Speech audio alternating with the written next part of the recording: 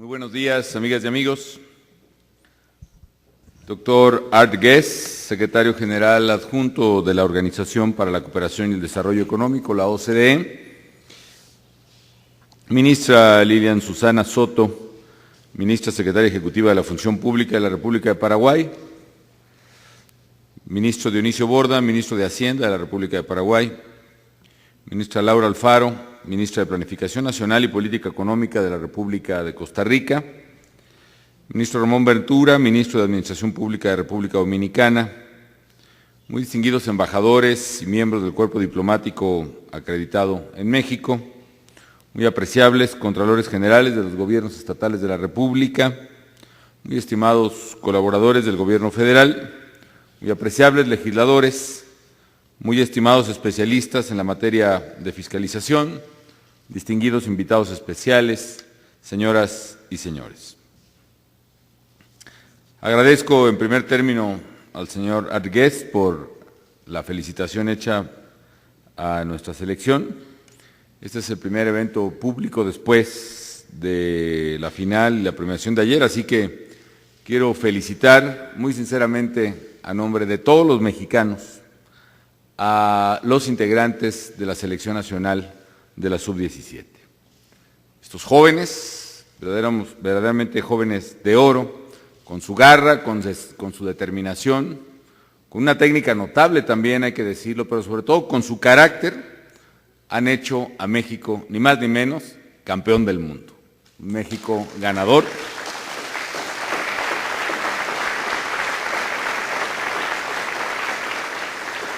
Han hecho a México campeón del mundo por segunda ocasión y con ello nos han dado una gran alegría a todos los mexicanos, así que felicidades nuevamente a los jóvenes de la Sub-17.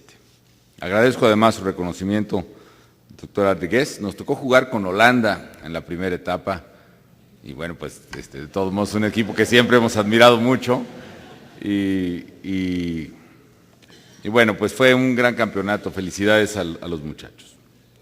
También quiero decir que es un honor para mí el inaugurar esta conferencia sobre administración pública que está enfocada a la construcción de un sector público efectivo y transparente en América Latina. Les doy la más cordial bienvenida a las ministras, a los ministros, a los delegados gubernamentales de toda Iberoamérica que nos acompañan. Agradezco la presencia de funcionarios de organismos internacionales, de integrantes del cuerpo diplomático acreditado en nuestro país.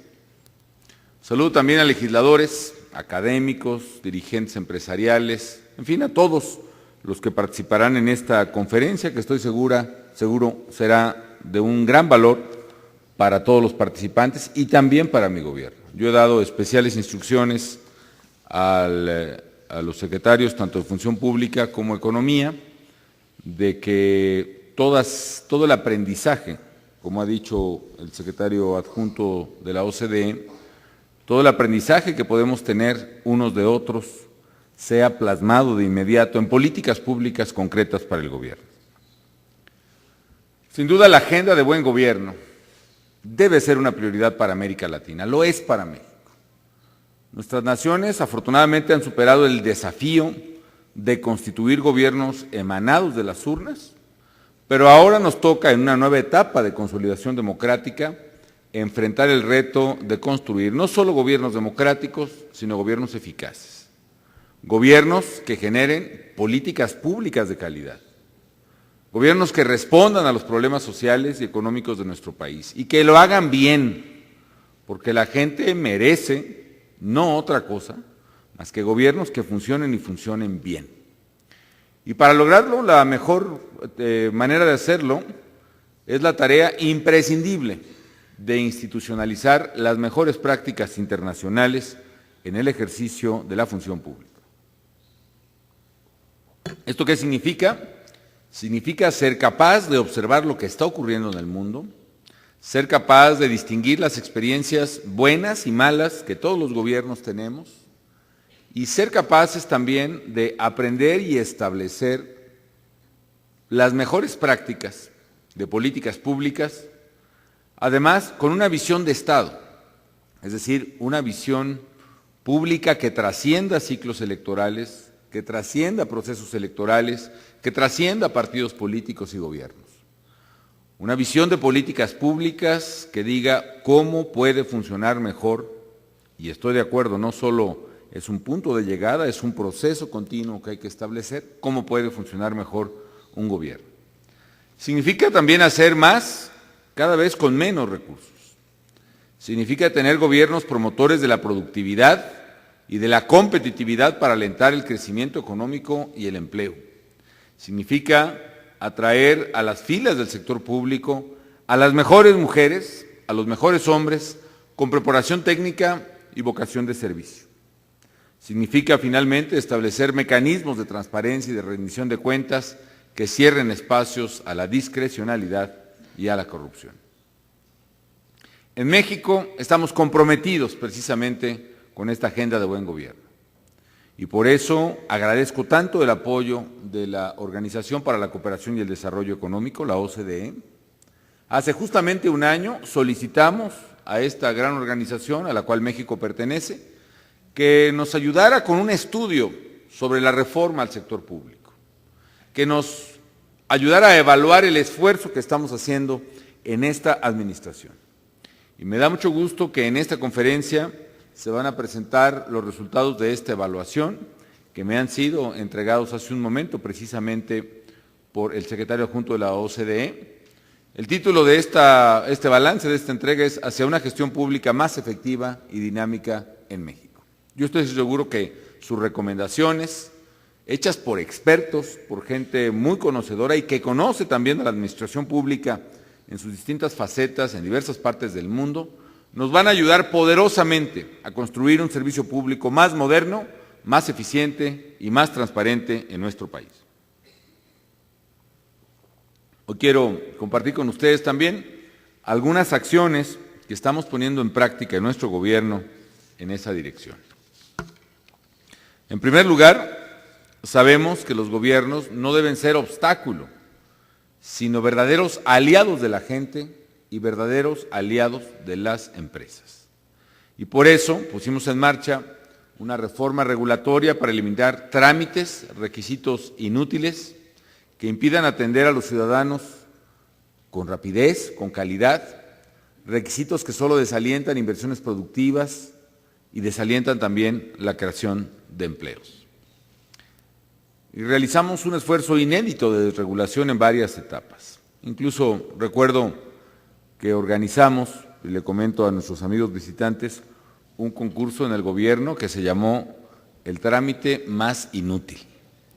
Y tuvimos miles y miles de propuestas que nos arrojaron luz desde los zapatos de los ciudadanos acerca de aquellos trámites que eran verdaderamente engorrosos y, como el concurso mismo le decía, verdaderamente inútiles, no servían para nada o para muy poco, y cuya supresión nos ha permitido agilizar el aparato público. ¿Cuáles han sido las etapas de desregulación? Primero, la definición que hicimos de reglas mínimas indispensables para que cada dependencia pudiera operar con eficiencia y calidad. Es decir, les dije a los secretarios de Estado, a los directores de organismos públicos, que prepararan su equipaje de mano, su maletín de viaje, donde estuvieran únicamente las normas absolutamente indispensables para operar en el día con día. Eso nos permitió precisamente esta primera etapa, identificar precisamente lo que pudiera ser lo más elemental para trabajar con eficiencia y calidad en una dependencia. Dos, en consecuencia, la identificación de las normas que eran susceptibles de eliminarse por imponer cargas excesivas a los ciudadanos, por brindar poco o nulo valor a las actividades de gobierno o por retrasar la ejecución oportuna del gasto público. Esto es algo muy importante. Descubrimos también que a lo largo de los gobiernos durante décadas se van formando capas regulatorias que no siempre obedecen al interés público. Encontramos muchas normas que obedecían, por ejemplo, a intereses particulares que se imponen al regulador en curso para proteger determinado sector, determinados productos, determinados intereses. No digo que ilícitos, simple y sencillamente regulaciones excesivas que más que responder al interés público, respondían a intereses particulares. Y tres, una vez identificadas estas normas, proceder a la tala regulatoria administrativa, tal como lo hicimos en este proceso, que ha sido la tala regulatoria administrativa más importante en la historia reciente del país. Como ha dicho el secretario adjunto, en México eliminamos prácticamente 2/3 partes de las reglas o de las normas federales. Es más, eliminamos más de 10,000 normas administrativas y las sustituimos por 9 manuales generales que se aplican ahora sí en todas las dependencias de gobierno. Las mismas reglas, los mismos procedimientos, en rubros claves, por ejemplo, las adquisiciones. Todas las normas deben seguir todas las dependencias deben seguir el mismo procedimiento. No había razón para que hubiera cientos de procesos distintos para adquirir un bien, por ejemplo, papelería de oficina, o bien los mismos procedimientos para realizar obra pública. No había razón para que hubiera procesos distintos para realizar obra pública dependiendo de cada dependencia y a veces de cada entidad de la República. ¿Y qué beneficios ha traído esto? De entrada, nos ha permitido ahorrarle dinero a los contribuyentes. En los últimos 2 años estimamos que el esfuerzo de tala regulatoria ha podido generar ahorros por alrededor de $5,000 millones a los contribuyentes. Esto también le ha facilitado la vida a quienes quieren invertir en México. Hoy, abrir un negocio, y lo podemos decir desde el plano del gobierno federal, hoy abrir un negocio es más fácil que nunca. Esto lo describo, por ejemplo, en el procedimiento que tenía que seguir una empresa para aperturarse en México. Cualquier empresa, y más si es una empresa extranjera, más trámites. Por ejemplo, tenía que ir a la Secretaría de Relaciones Exteriores a solicitar un permiso a la Secretaría de Relaciones Exteriores, tenía que registrarse en la Secretaría de Hacienda como contribuyente, tenía que ir además a las oficinas del Seguro Social para darse de alta como contribuyente del Seguro Social, tenía que registrarse en la Secretaría de Economía para todos los temas relativos a patentes, a marcas, y desde luego procesos con la Secretaría, tenía que volver a la Secretaría de Relaciones Exteriores para pedir autorización para el nombre de la empresa, y todo este trámite podía tomar varios meses. Hoy, por ejemplo, con el portal electrónico tuempresa.gov.mx, todos esos trámites, algunos de ellos, por desgracia, trámites incluso constitucionales, se pueden hacer en 1 o 2 horas en la oficina de un notario o de un corredor público a través de Internet. Por primera vez conectamos todos los sistemas electrónicos, todos los sistemas de software de las entidades del sector público federal, y eso ha permitido una concatenación de esfuerzos y a la vez una simplificación de los trámites para los contribuyentes. Este esfuerzo ha sido además reconocido por el Banco Mundial. En el estudio del Doing Business Index del año 2011, México ha avanzado notablemente. Cuando yo entré a la presidencia de la República, México ocupaba el lugar número 73 en el índice del Banco Mundial, y hoy México ocupa el lugar número 35 en el índice del Banco Mundial en términos de facilidad para hacer negocios. Hoy México está más avanzado que los países llamados BRICS, por ejemplo, ya ha logrado tener una posición avanzada, la más avanzada en América Latina en el Doing Business. Al eliminar los trámites innecesarios, también cerramos espacios a la corrupción y a la discrecionalidad. Nuestra estrategia de desregulación ha sido reconocida por Naciones Unidas como una de las mejores prácticas internacionales de buen gobierno, precisamente en el combate a la corrupción. Es satisfactorio también, y agradezco a la OCDE, que esta gran organización reconozca como una buena práctica de administración pública en el mundo.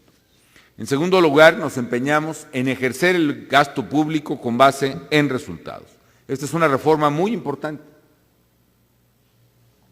Hemos impulsado un cambio de raíz, que incluso lo llevamos a ley aprobada por el Congreso, en la forma en cómo se ejercen los recursos públicos en México, que son de todos.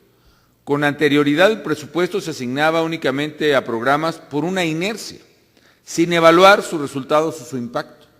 También encontramos muchos programas en la administración pública que habían surgido en un momento, en algún gobierno, en algún año, en alguna coyuntura, y seguían siendo presupuestados, sin que se supiera bien a bien si esos programas funcionaban o no. Sí, había una oficina, había una nómina, había una dependencia, que evidentemente esa oficina y esa nómina era la más interesada en que siguiera ese rubro presupuestal, pero la verdad es que no tenía ningún resultado concreto, o los resultados pues no eran precisamente los más importantes o los más prioritarios.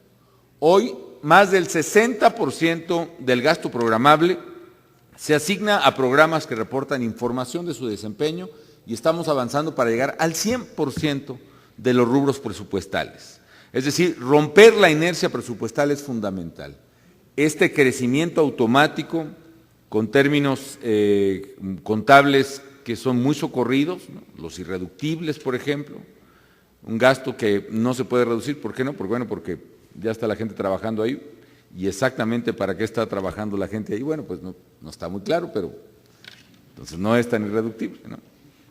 Entonces sí puede y sí debe cambiarse el presupuesto para reflejar precisamente objetivos y resultados, de manera tal que un presupuesto que no genere resultados deseados es un presupuesto que necesariamente tiene que revisarse. En tercer lugar, sabemos que no solo es necesario construir un gobierno eficiente y eficaz, sino que necesitamos un gobierno cercano a los ciudadanos, cercano a sus necesidades. Por eso ya he instruido a los secretarios a que siempre que tomen una decisión, particularmente decisiones de gobierno y decisiones regulatorias, siempre se pongan en los zapatos del ciudadano. Siempre hagamos un esfuerzo por ponernos del otro lado del mostrador para saber cómo va a impactar, cómo va a aplicar, cómo va a beneficiar o perjudicar una decisión de gobierno al ciudadano común. Por eso estamos haciendo también uso intensivo de tecnologías de la información y de la comunicación para agilizar los trámites y garantizar la transparencia de servicios. Destacan, por ejemplo, el sistema electrónico de contrataciones gubernamentales, que es mejor conocido como Compranet, que nos ha permitido agilizar y transparentar las compras del gobierno federal. Nos ha permitido también algo muy importante, poder incorporar desde hace 2 años un programa masivo de compras a pequeñas y medianas empresas en el país. Empezamos con un compromiso de invertir o de gastar de las compras de gobierno más o menos unos 1.500 millones de dólares, dedicados exclusivamente a compra de pequeñas y medianas empresas hace 2 años, y el año pasado ya ejercimos más de 5,000 millones de dólares en compras a pequeñas y medianas empresas. De manera tal que eso, precisamente, en Compranet, nos ha permitido orientarnos a este sector tan importante. Miles de pequeñas y medianas empresas en el país ahora son proveedoras del gobierno sin que tengan que cumplir la carga tradicional de acudir a una oficina, registrarse, congraciarse con quien administra las compras, etcétera. No, pueden hacerlo desde el Internet a través de Compranet y pueden acreditar fácilmente con requisitos objetivos su carácter de pequeñas y medianas empresas. De hecho, va generándose ya un padrón común a todas las dependencias públicas para poder, además con prestaciones de financiamiento por parte de la banca de desarrollo, venderle al gobierno federal. Por otra parte, el portal que ya mencioné, tuempresa.gov.mx, que es un moderno sistema informático a través del cual las personas pueden constituir una empresa cumpliendo todos los requisitos a nivel federal en una sola oficina, en una sola computadora. La verdad está marcando un nuevo estándar de calidad y rapidez en la relación del gobierno y las empresas. Es muy alentador y agradezco nuevamente al señor Art Goss el que haya comentado nuestras estrategias de gobierno electrónico, porque cuentan con un nivel de madurez digital cada vez más avanzado. Yo, al igual que todos los elementos de gobierno, quisiera y estamos comprometidos en avanzar mucho más. Y ojalá podamos hacer en México gobierno digital que esté verdaderamente a la altura o de las necesidades de cualquier ciudadano en cualquier parte de la República.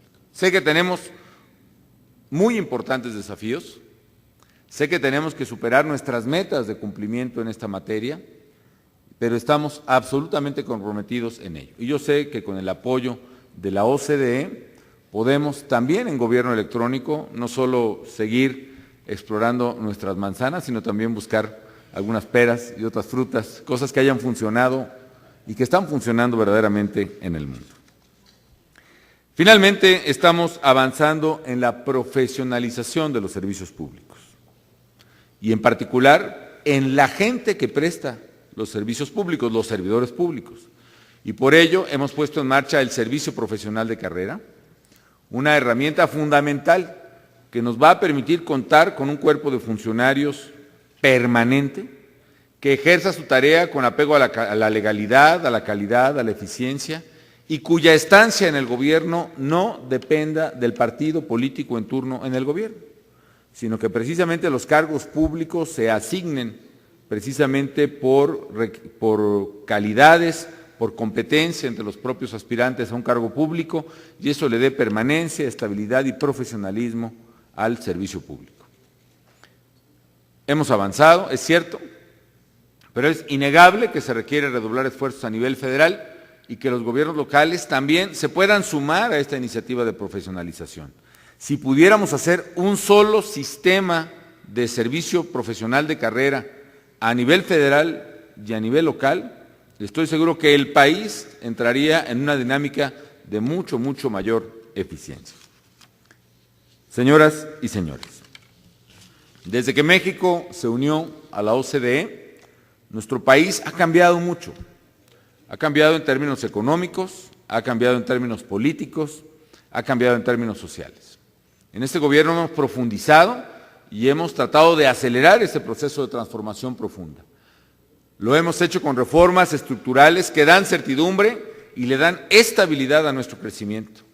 También hemos impulsado la implementación de las mejores prácticas internacionales en el diseño de políticas públicas en áreas como el desarrollo social, el avance educativo y la administración pública. En cada uno de estos sectores, México tiene experiencias que compartir y tiene también México mucho que aprender. Experiencias que compartir y experiencias que aprender acerca de lo que ha funcionado y de lo que no ha funcionado. Por eso queremos estrechar aún más el trabajo conjunto con la OCDE, de la cual orgullosamente formamos parte y que es dirigida además orgullosamente por un mexicano, el doctor Gurría. Estamos totalmente dispuestos a fortalecer también nuestra cooperación con los países hermanos de América Latina y por eso agradezco enormemente la presencia de ministros y servidores públicos de todo el continente en estas conferencias organizadas por la OCDE en México.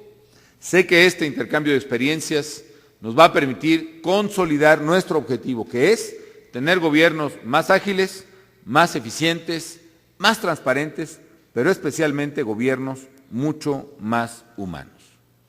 En México estamos convencidos de que Estado fuerte no es sinónimo de gobierno grande.